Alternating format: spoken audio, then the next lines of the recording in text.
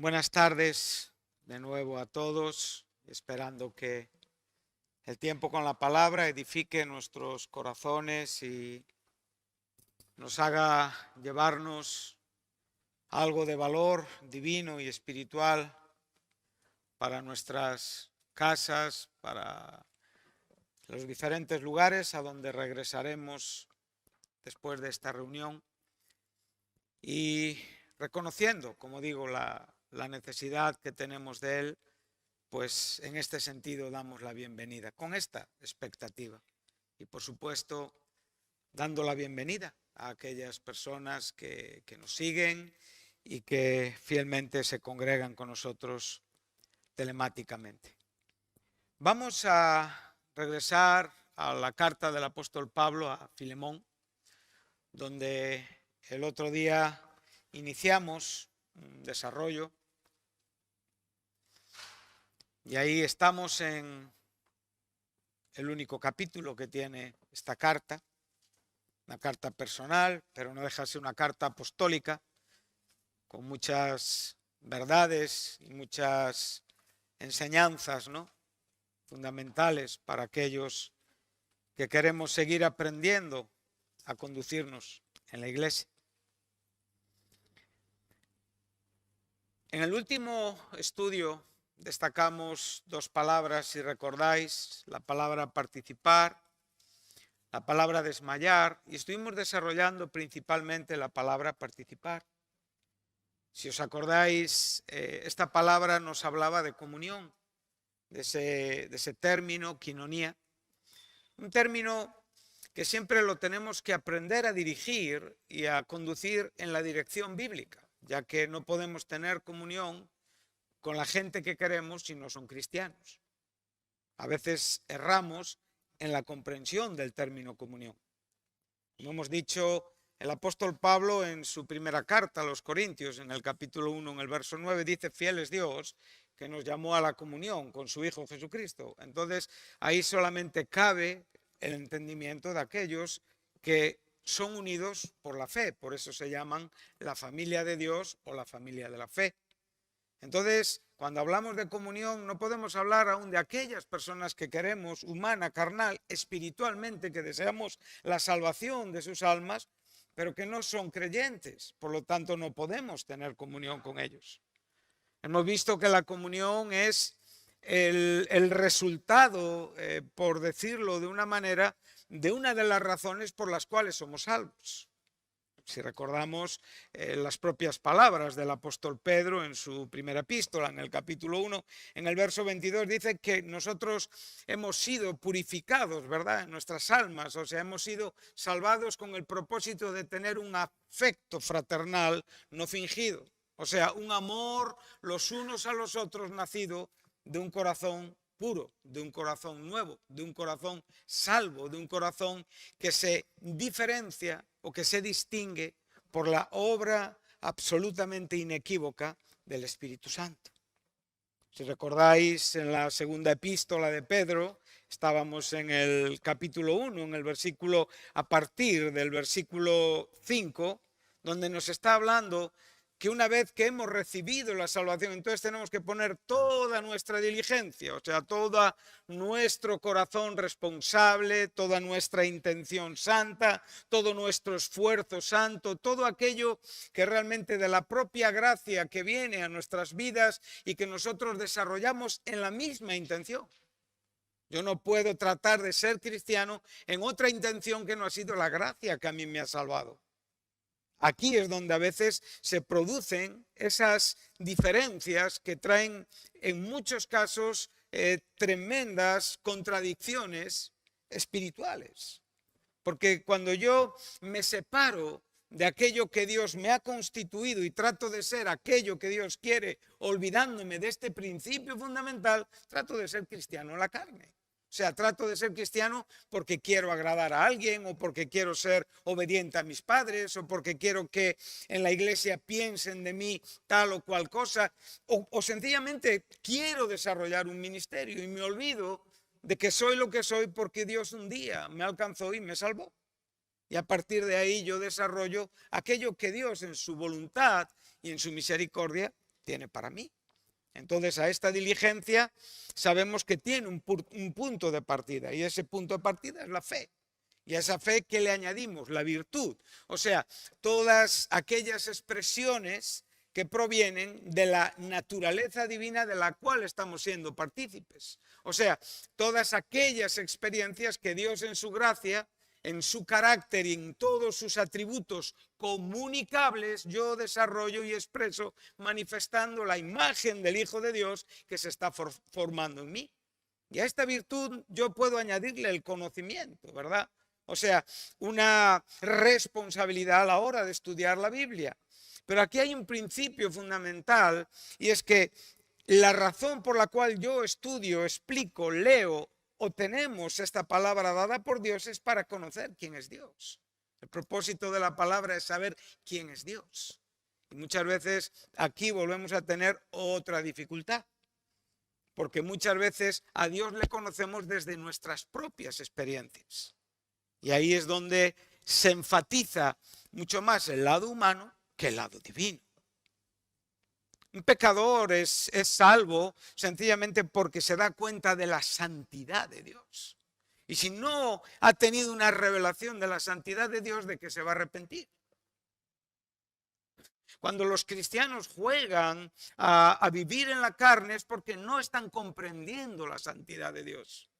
La santidad de Dios siempre trae a nuestros corazones temor reverente. Y eso tiene que ser una constante influencia de Dios para saber quién es Dios. Cuando no sabemos quién es Dios, podemos vivir de cualquier manera y podemos hacer cualquier cosa. Porque lo que nos va a proteger, el temor reverente, el servicio cristiano, sensato, espiritual, sencillamente es porque sabemos quién es ese Dios santo, ese Dios que es fuego consumidor. Y esto no es algo a lo que dedicamos todo el día. Muchas veces pasamos muchas horas de nuestro día pensando en todo menos en Dios, hablando de todo menos de Dios, viendo de todo menos aquellas cosas que tienen que ver con Dios. Y esto es algo que la iglesia necesita con urgencia. Los grandes avivamientos, todas esas influencias extraordinarias de Dios en la iglesia es porque en la iglesia personas se dan cuenta de que hay una mejor vida que la que están viviendo como creyentes. Esto es algo importante. Todos los creyentes, independientemente de los años que tengan de experiencia, todos aquellos que somos creyentes aquí en esta tarde necesitamos urgentemente conocer más profundamente a Dios. Y si tú dices que no es porque entonces algo está fallando en tu apreciación de las cosas. Yo necesito conocer más profundamente al Señor de lo que le conozco. Y mañana necesitaré conocer más profundamente al Señor de lo que le he conocido el día de hoy. Y ese debe de ser mi progresar, ese debe de ser mi camino, ese debe de ser mi deseo en este periplo corto de la vida. En esta vida que pasa sin que en muchos casos seamos conscientes de qué está pasando. Entonces, cuando yo fundamento mi corazón, mi mente hacia esto, entonces esto resulta en que de mí va a emanar vida espiritual. No conceptos mentales, no organizaciones humanas, no, vida espiritual. Vida agradable a Dios, vida que honra a Dios, vida que glorifica a Dios, para que en todo Dios sea glorificado.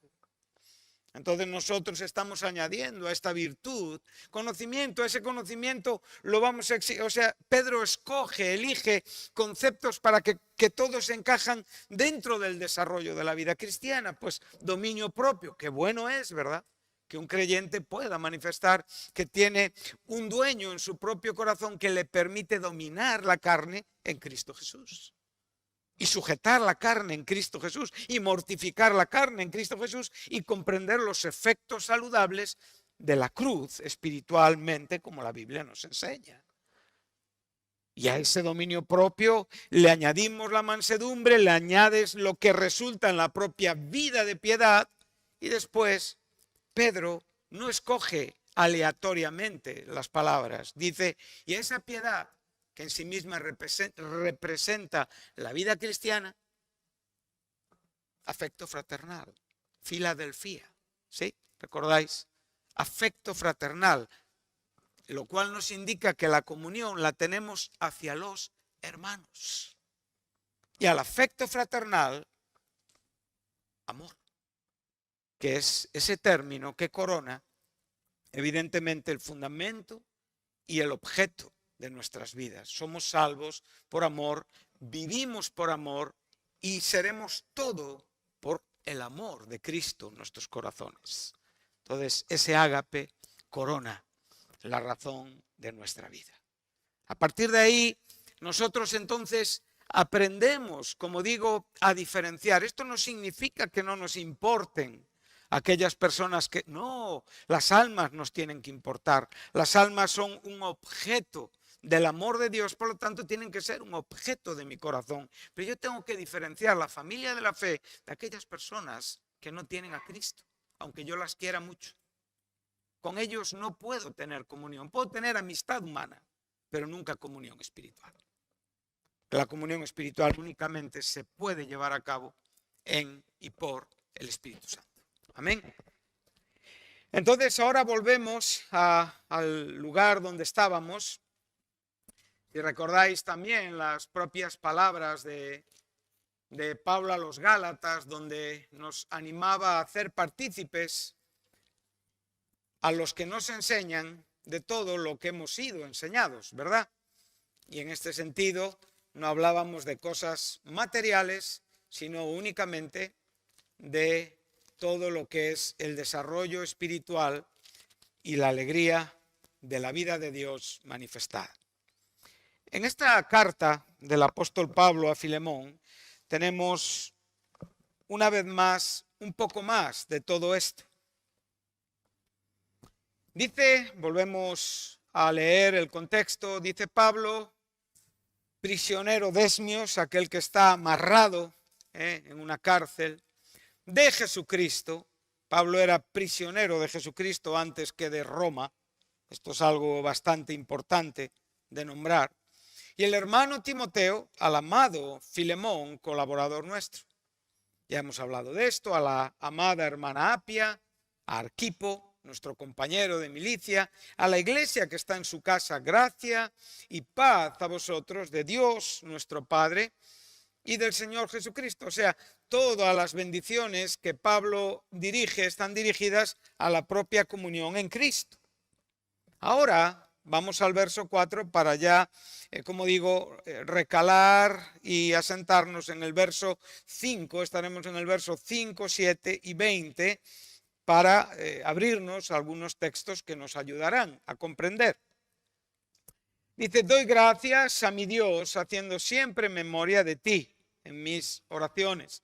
Otra muestra de la comunión de Pablo con sus hermanos. Recordamos, Pablo no conocía la iglesia de Colosas, no conocía la iglesia de Laodicea personalmente, las dos ubicadas en Asia, en lo que hoy es Turquía, el Asia Menor de la Biblia. Dice, porque oigo, qué bonito, ¿no?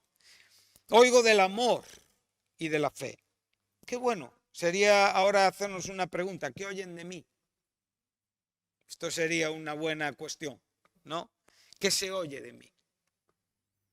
Si hubiera que preguntar a personas con discernimiento espiritual, con entendimiento espiritual, hermanos mayores, hermanos contemporáneos, pastores, padres, ¿qué es lo que se oye de mí? ¿Qué es lo que se oye de ti en la iglesia? Esto en el Nuevo Testamento es muy interesante. A veces nosotros tenemos una opinión de nosotros mismos, ¿verdad? Una opinión alta porque, como bien nos enseñaba Jesús, nos justificamos a nosotros mismos, ¿verdad? Y nuestra justificación muchas veces se asienta en la gloria de los hombres. O sea, en aquello que tiene que ver con muchos asuntos que nos convienen, pero que sin embargo no tienen tanta profundidad como deben. A lo mejor tú eres un hombre o una mujer muy dedicado a tu trabajo, pero no tan dedicado a tu hogar. Igual eres una persona que tienes una gran dedicación en diferentes aspectos, pero en otros te falta dedicación. Esto se está oyendo de ti. Eres una persona muy cumplidora en exigencias, en horarios, muchas veces en trabajos, pero sin embargo un poquito vago con la escritura, con los tiempos de oración. Bueno, todo esto tiene que ser la suma de lo que es tu carácter. A veces le tienes que preguntar a tu esposa y decirle, ¿qué piensas de mí? ¿Cómo me ves como creyente? ¿Cómo me ves como cristiano? Porque esto nos ayudará a ser mejores esposos con total seguridad y viceversa y recíprocamente. A veces también es bueno ir a un pastor y preguntarle, ¿cómo me ves en la iglesia? ¿Cómo me ves en Cristo? O sencillamente ir a un hermano, a un anciano, a una persona veterana. Todas estas cosas nos ayudan porque es importante lo que se oye de nosotros. Spurgeon nos enseñaba que nos hace mucho más bien la crítica que las alabanzas. Spurgeon decía que cuando oigas que te critican o que dicen cosas feas de ti, recuerda que eres mucho peor de lo que la gente está diciendo de ti. Cuando estás considerando tu vida a la luz de Dios. Esto nos hace humildes siempre, pero la realidad es que nosotros siempre tenemos un alto concepto de nosotros mismos. Esto es una tendencia bastante normal a la cual hay que prestar atención a lo largo de todas las etapas de nuestra vida. Tanto la juventud, tanto la adolescencia, tanto la madurez, como evidentemente ya los años que entran en la vejez. Siempre debemos de cuidar con mucha delicadeza, con mucha diligencia estas cosas.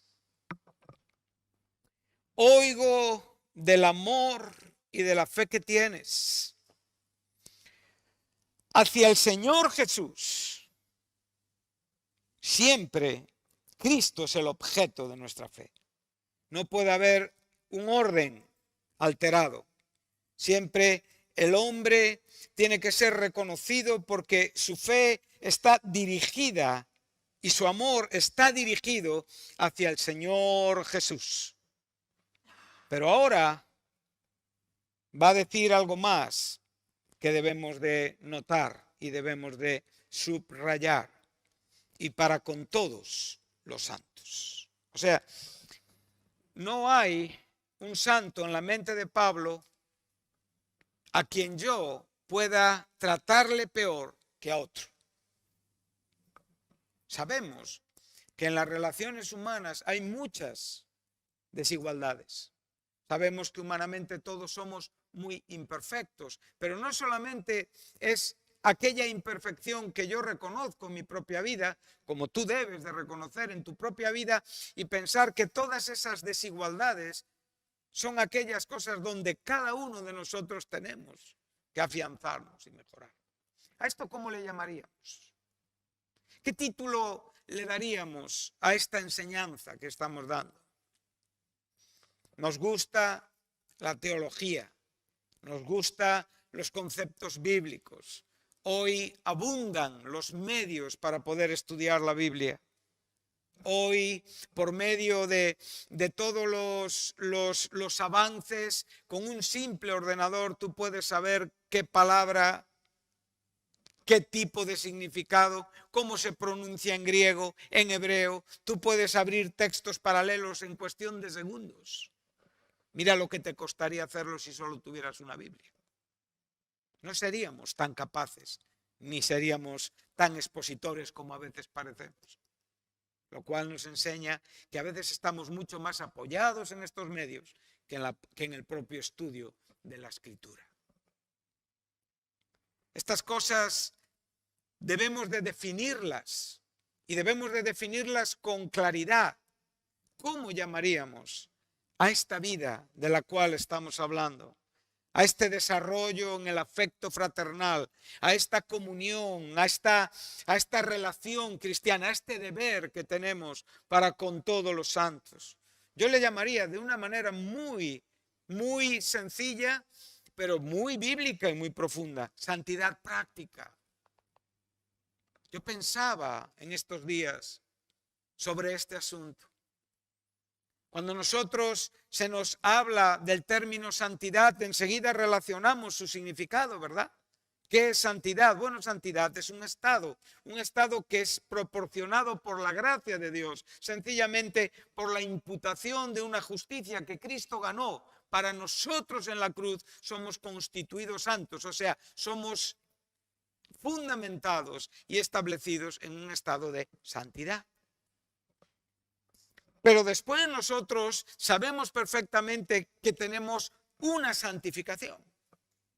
Entonces la santificación es la experiencia post-conversión en la que diariamente nosotros somos objeto de los cambios y las transformaciones que Dios obra a través de su Espíritu Santo en nuestras vidas. Y somos evidencias de mejoras, ven en nosotros los avances, no nos ven como éramos antes, ven que estamos transformados, cambiados de gloria en gloria. Eso es la santificación. Para el escritor de Hebreos, tanto la santidad como la propia santificación es necesaria porque sin ella nadie verá a Dios y en ninguna de ellas hay ningún esfuerzo humano. Nunca el esfuerzo humano es el origen, es el fundamento de nuestra santificación ni de nuestra santidad. Por eso hay muchas personas que están errando en su cristianismo. Confunden esfuerzo con santidad. Santidad es la obra real de Cristo en ti. Es aquello que Cristo está haciendo cada día en ti y que por consecuencia cambia mi manera de pensar, mi manera de hablar y mi manera de comportarme. Y a esto le llamamos santidad práctica. Por lo tanto, la santidad práctica es el resultado de la santidad, de la santificación posicional y de la santificación progresiva, o ponle el nombre que tú quieras. Santidad, santificación, cambia sencillamente el término. Pero en esencia nos hablan de lo mismo. Entonces, nosotros estamos siendo santificados diariamente. Cuando estamos siendo santificados diariamente por Dios, entonces se oye de nosotros, del amor y la fe que tenemos hacia el Señor Jesús y hacia todos los santos. La santidad práctica.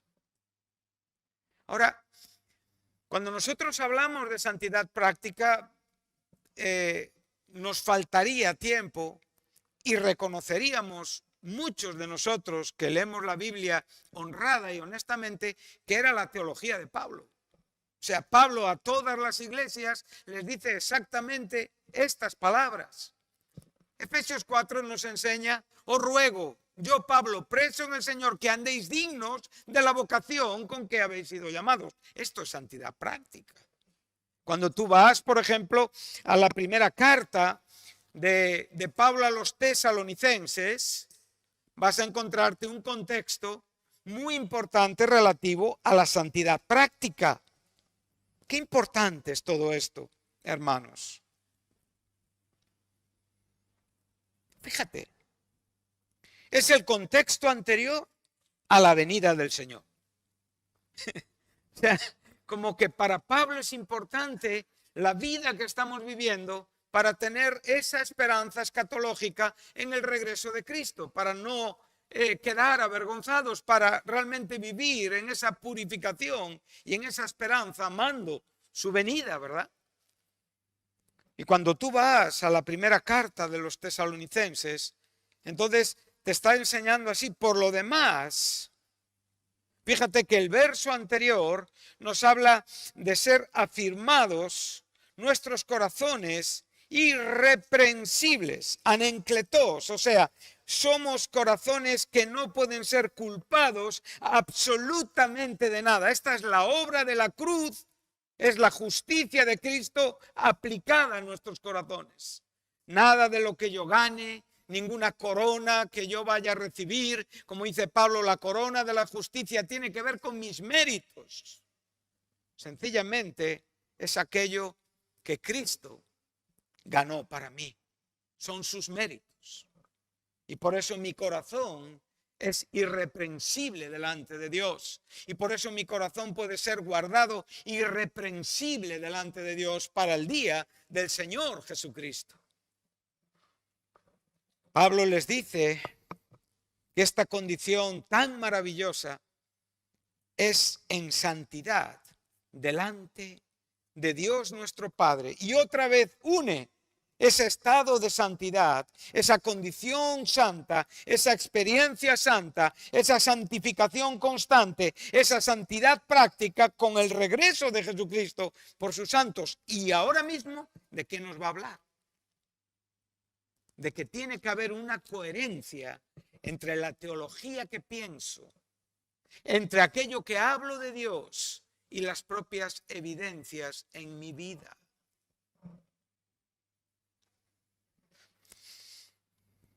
Y ahora, perdón, por lo demás, hermanos, os rogamos y exhortamos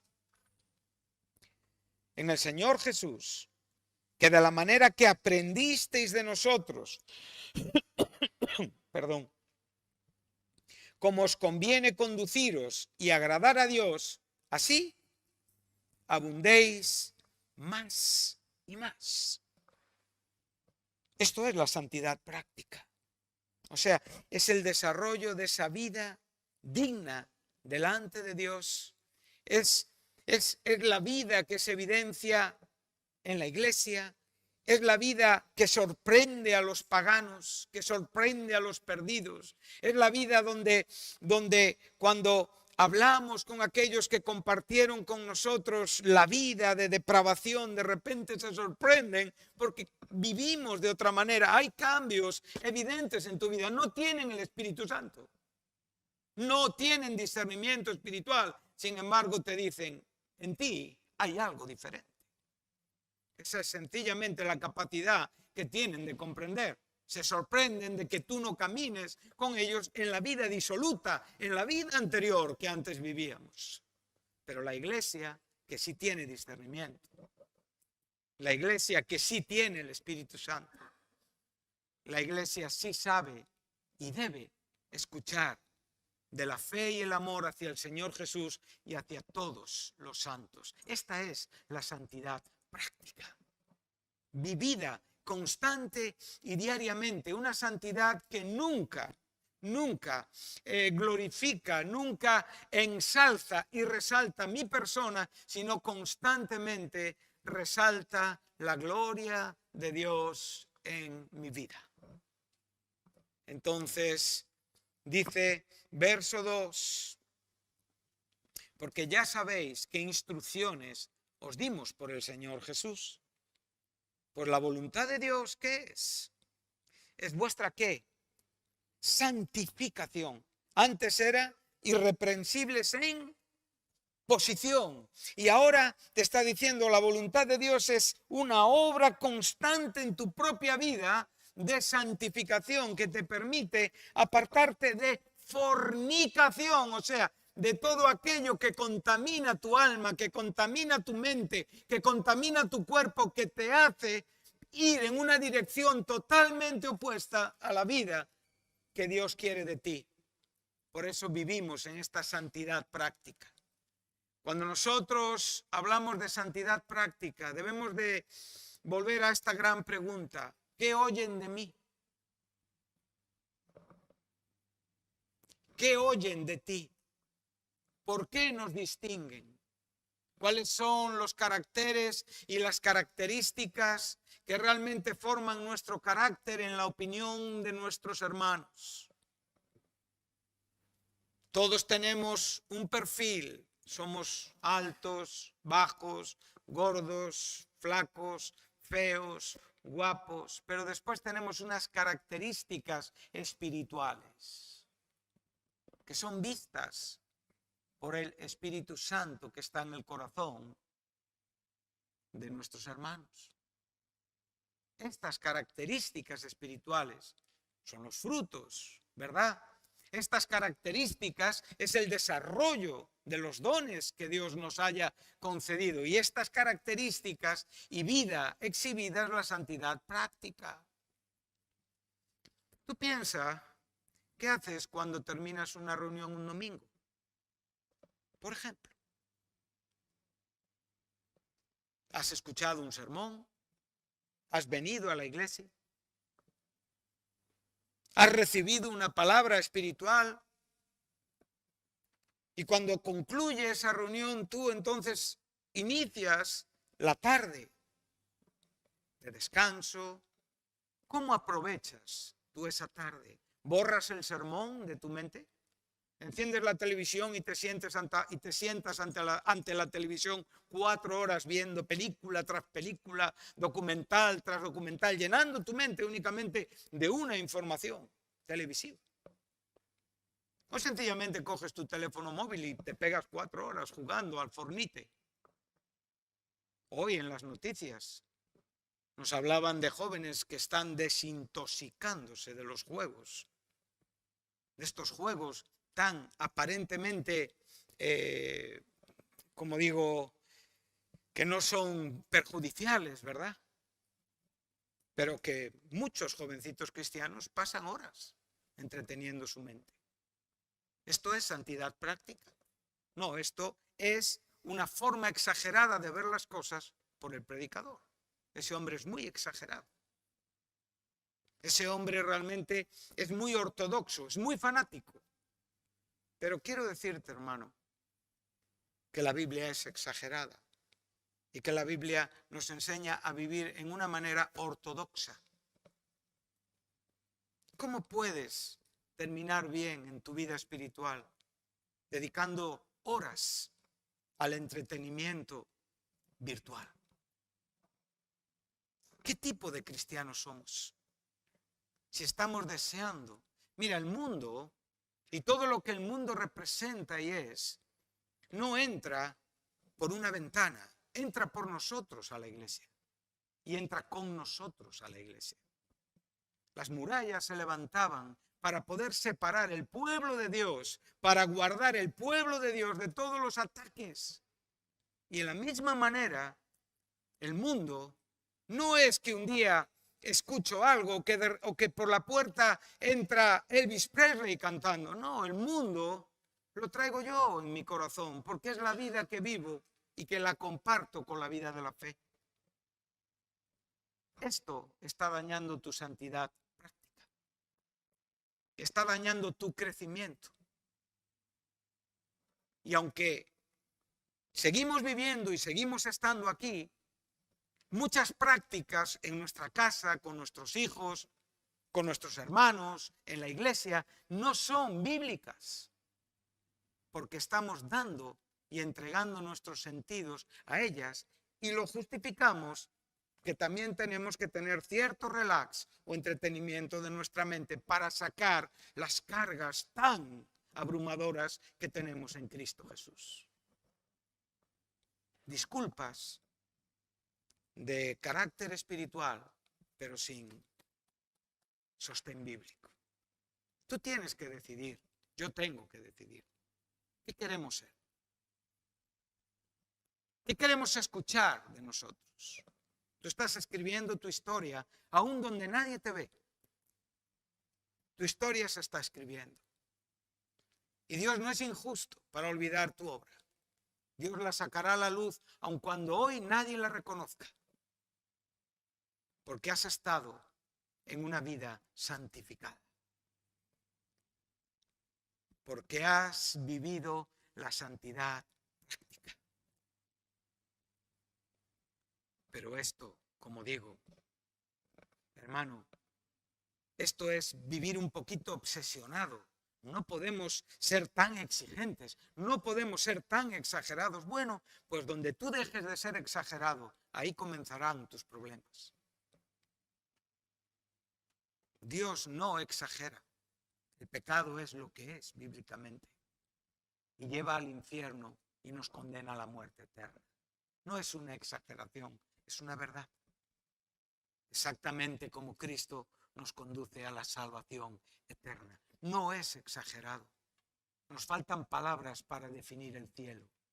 Por eso los cristianos muchas veces, como no estamos enfocados en esta manera, la santidad práctica brilla por su ausencia y las vidas empiezan a decaer, y un día y otro día y otro día, y cuando nos queremos dar cuenta, estamos enredados.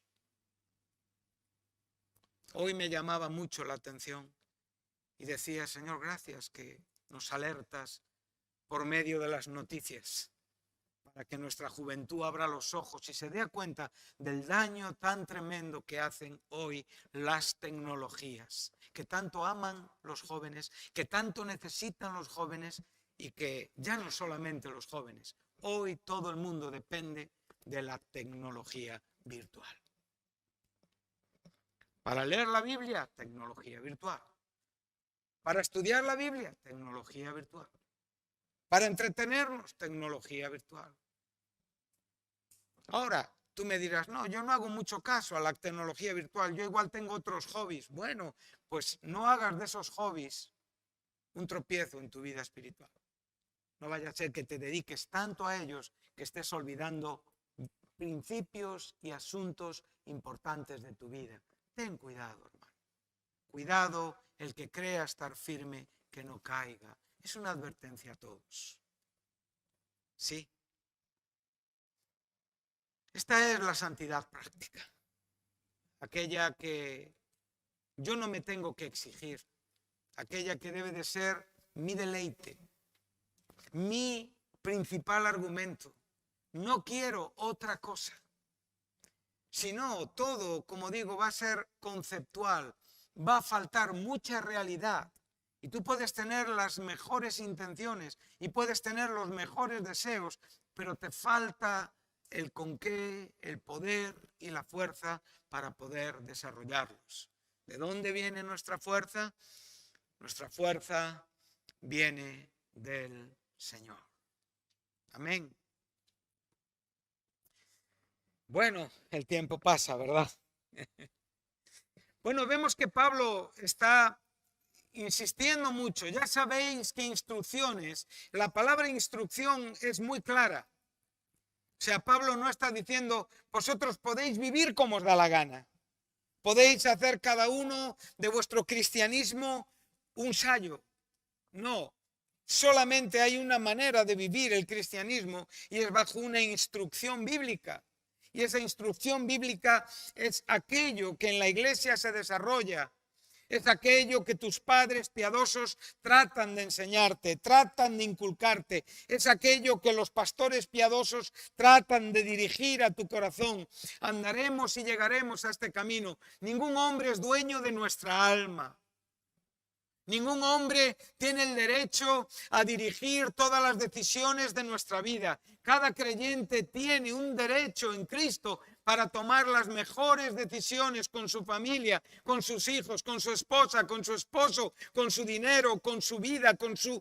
Todo es una libertad que Dios te ha dado y que no tienes que tener en ninguna manera supeditada a la opinión de ningún hombre. Esto es una verdad, pero también es una verdad que tenemos personas que son guías para nuestras almas y que están en la Biblia mencionadas y nombradas. Y cuando dejan de tener este trabajo en nuestros corazones, entonces es muy fácil que nos desperdiguemos, que nos descarriemos y que confundamos la libertad con el libertinaje.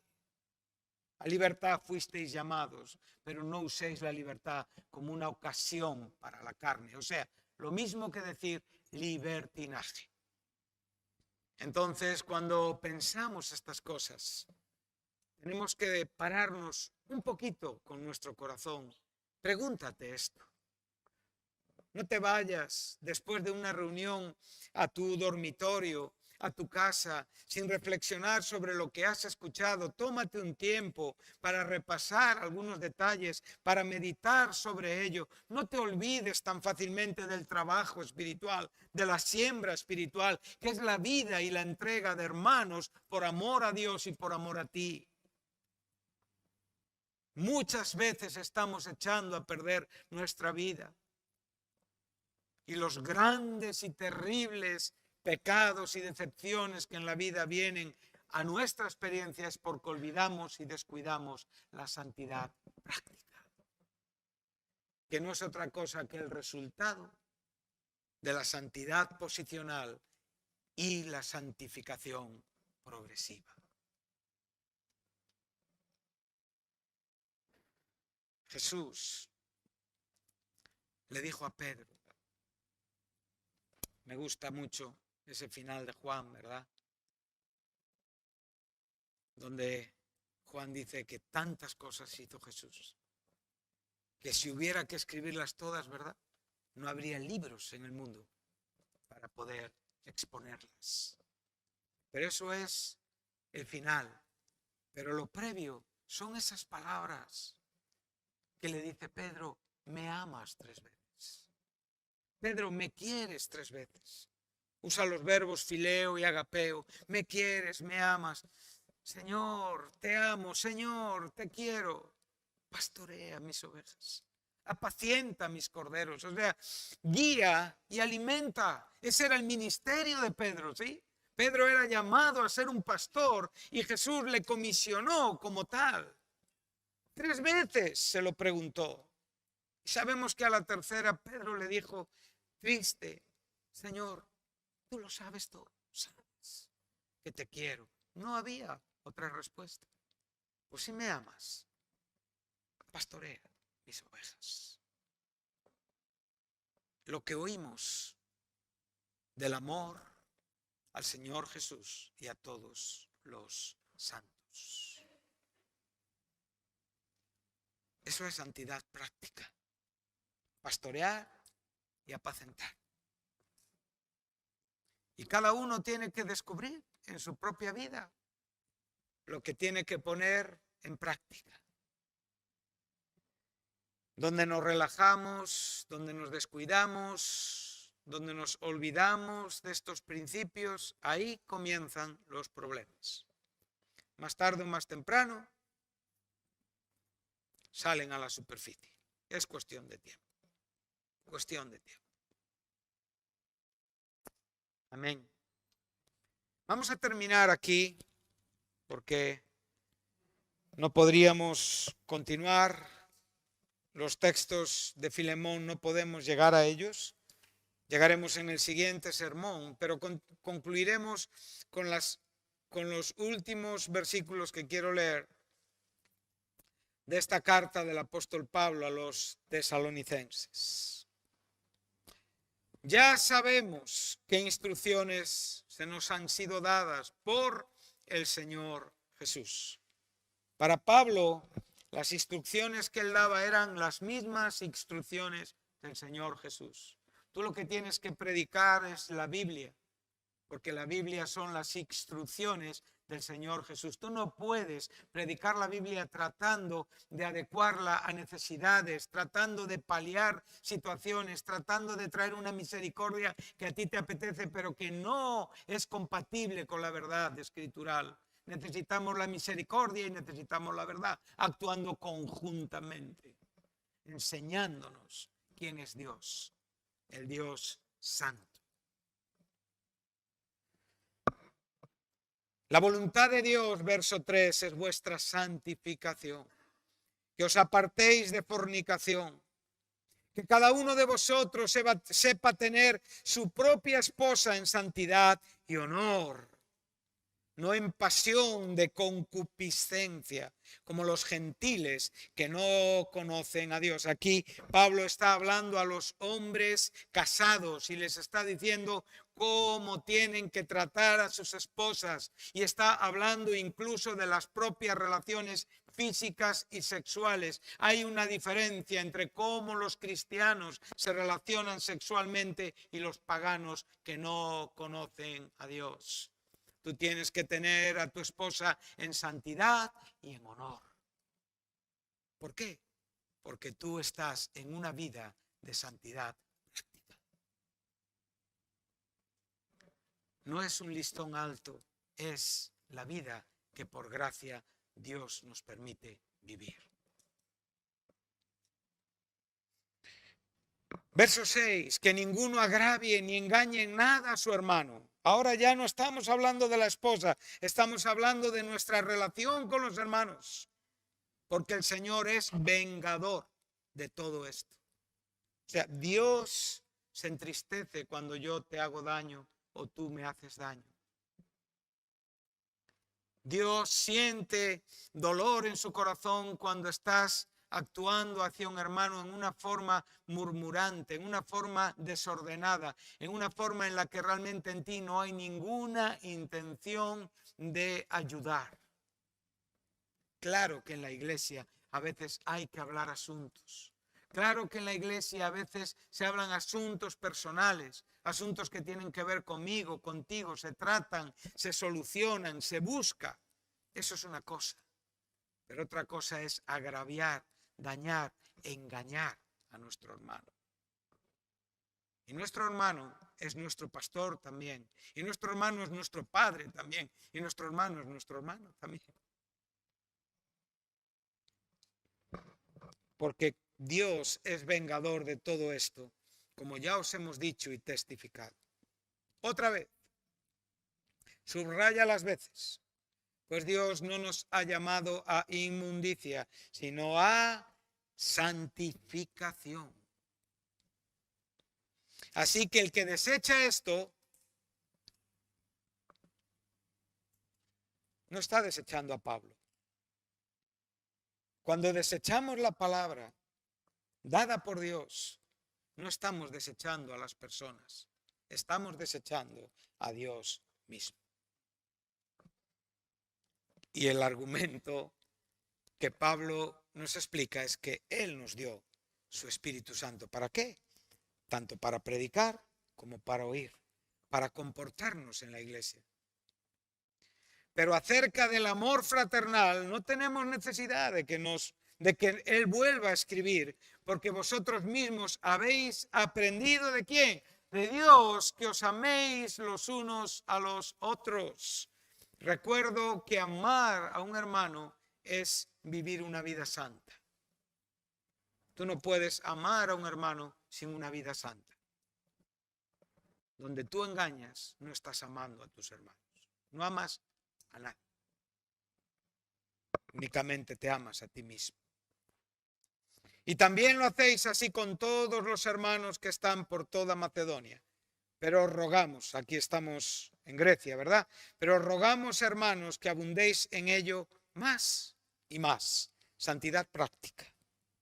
Y que procuréis tener tranquilidad. Ocuparos en vuestros negocios, trabajar con vuestras manos de la manera que os hemos mandado. El cristiano es llamado a ser honrado, a dedicarse a aquellas cosas que diariamente puede hacer en el trabajo donde Dios le haya puesto, a fin de que nos conduzcamos honradamente para con los de afuera y no tengamos necesidad de nada. Otra vez, santidad práctica. Pero los de afuera, ¿cuándo aparecen? Al final. ¿Y quiénes son los de afuera? Aquellos que no tienen a Jesucristo. Los que están fuera de la iglesia.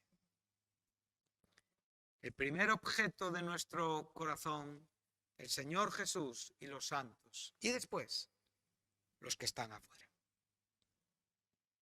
Ahora tú puedes decidir. Hay muchos versículos que te van a decir que tienes que hacer muchas cosas. Nadie está diciendo que no honremos a nuestros padres. Es un mandamiento bíblico con promesa. Nadie está diciendo que no amemos a la gente. Está puesto en la Biblia que debemos de amar las almas que están perdidas. Pero tenemos que comprender la Biblia en su totalidad y en su contexto. Y la Biblia nos enseña una santidad práctica dirigida hacia el Señor Jesús, hacia los santos y hacia los de Él. Amén. Que Dios os bendiga. Gracias por estar aquí en esta tarde y gracias también a los que nos han seguido.